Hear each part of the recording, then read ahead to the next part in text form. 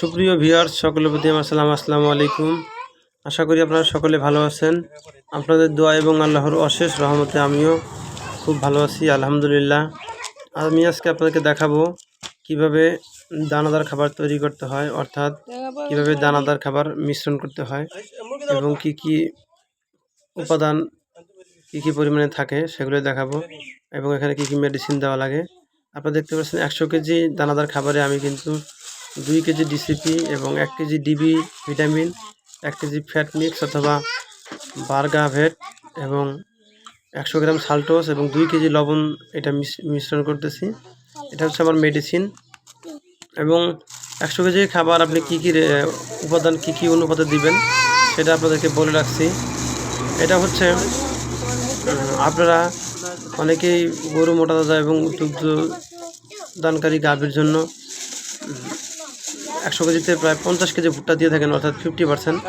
কিন্তু এখানে হয় কি 50% ভুট্টা গরু হজম করতে পারে না।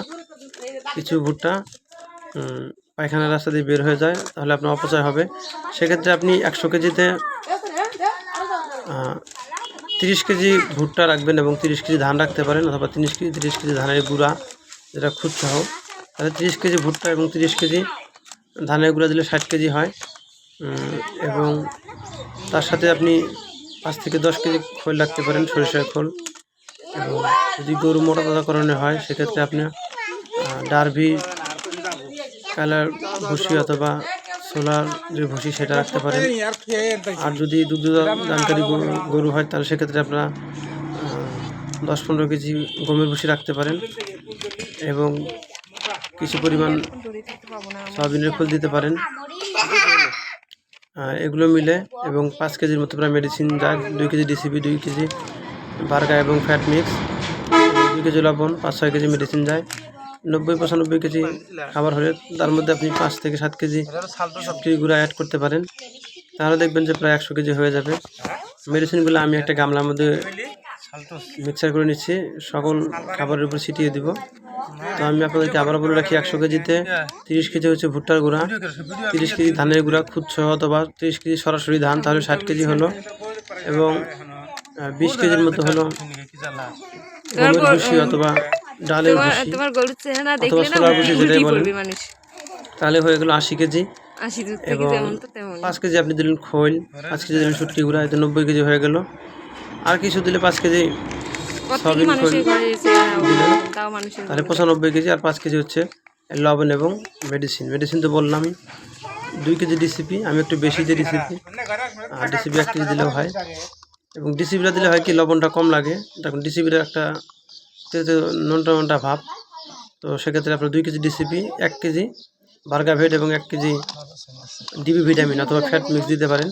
এগুলো সবই আর কি ডিবি ভিটামিন, যে কোম্পানির হোক। তো বার্গারটা একটু ভালো সেন্ট আছে, এই জন্য আমি বার্গারটা খাওয়াই। সাপ্লাই না থাকার কারণে ফ্যাট মিক্স দিচ্ছি। এগুলো কিন্তু খুবই একটু সুগন্ধি পাউডার। তো এগুলো কিন্তু গরুই খুব সুন্দর খেতে সুস্বাদু বোধ করে।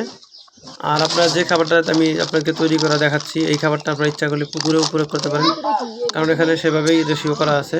এবং ছাগলকে খাওয়াতে পারেন এবং মোটা তাজা গরুতে খাওয়াতে পারেন, পাশাপাশি যেগুলো দুগ্ধ দান করে সেগুলোকে খাওয়াতে পারেন। এই ডিবি ভিটামিনটা দেখছেন, রেনাবিট ডিবি, খুবই সুন্দর দানাদার এবং সুঘ্রাণ।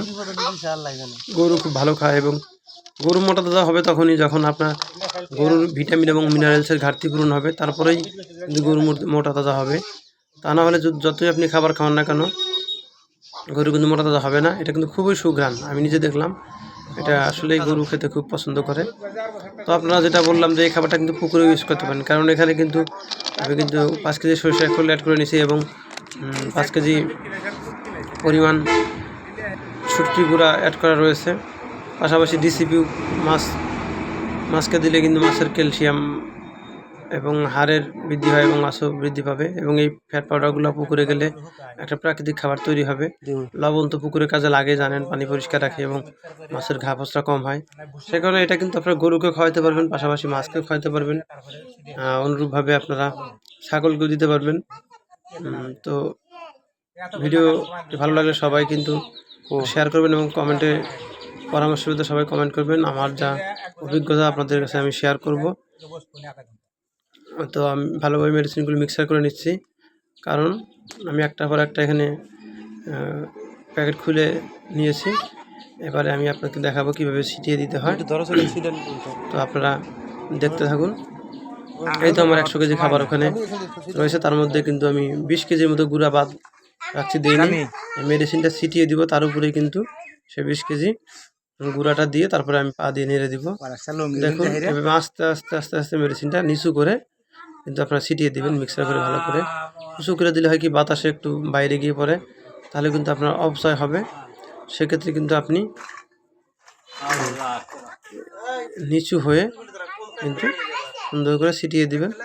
দেখুন এই তো আমি কিন্তু মিক্সার করে নিচ্ছি ভালো করে, তার কারণ গামলাটা একটু ছোটো সাইজের ছিল, যদিও 5-6 কেজি ছিল। এখানে সালটোস দেওয়ার কারণ হচ্ছে সালটোসটা কিন্তু আপনার গরুর যে বিভিন্ন উপাদান মিশ্রিত খাবার খাবেন যাতে গ্যাস না হয় এবং এনজাইম যেন হয়।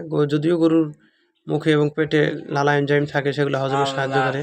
তো সালটোসটা দিলে আর কি গ্যাস যাতে না হয় এবং এনজাইমের একটা বাহির থেকে সাপোর্ট দেওয়া হয়, হজমটা যেন দ্রুত হয়, যাতে বিষক্রিয়া না হয়, পেটে যেন গ্যাস তৈরি না হয়। সেই কারণেই সালটোসটা প্রতি 100 কেজিতে 100 গ্রাম 275 টাকা দাম। দোকানদাররা এটা 250 টাকা নিয়ে থাকে।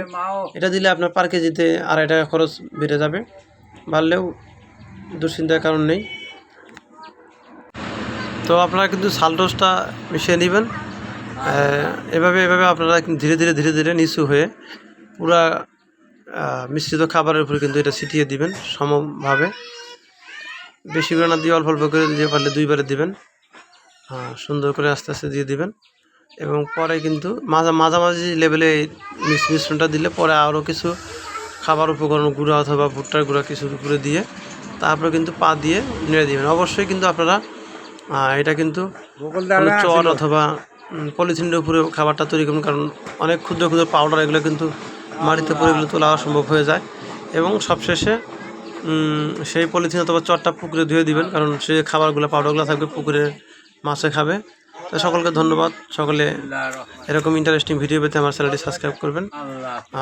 তো সকলকে আমার সালাম, আসসালামু আলাইকুম, খোদা হাফেজ।